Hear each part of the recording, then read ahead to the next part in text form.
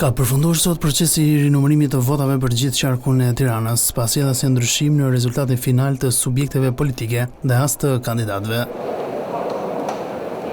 Në përfundim të numërimit, anëtarët e KAS-së cilësuan procesin transparent dhe demokratik. Nuk prodhoi asnjë ndryshim dhe asnjë rezultat, siç ju do ta shihni, kutit janë në fund, procesi i tabulimit është duke mbaruar.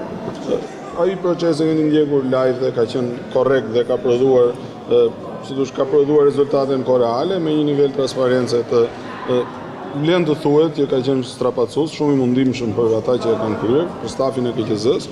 Ndërsa Ledi Obraho qetësoi zërat për ndryrje në proces. Po të shohim qëndrimet e disa nga kandidatëve që kanë ndryshuar tashmë pas rihapjes kutive, tregon që kjo i ka shërbyer procesit. Pra nuk kemi më akuza për trafikim votash, sidomos brenda subjekteve, po as mes subjekteve.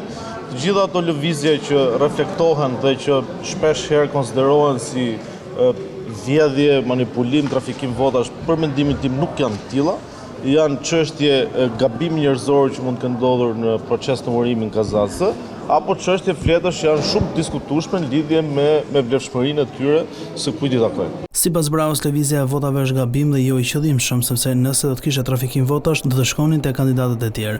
Referuar votave në numër, të vetme deputet që u ndan me rezultat të ngushtë ishin Olta Xhaçka dhe Blerina Gjylameti, me diferencë rreth 70 vota. Në përfundim të këtij procesi rinumërimi, jo vetëm që nuk ndryshoi asgjë në rezultatin përfundimtar, ku PS ruan 19 mandate dhe PD 13 mandate, por nuk patën mundësi të gjeneronin një tjetër rezultat as partitë e reja. Partia Mundësia me 2 mandate, PSD, Lëvizja Bashkë dhe Nisma Shqipëria bëhet me nga 1 mandat, PD-ASHM i zbritën 612 vota nga rezultati 11 majit, ndërsa PS-s i zbritën vetëm 381 vota.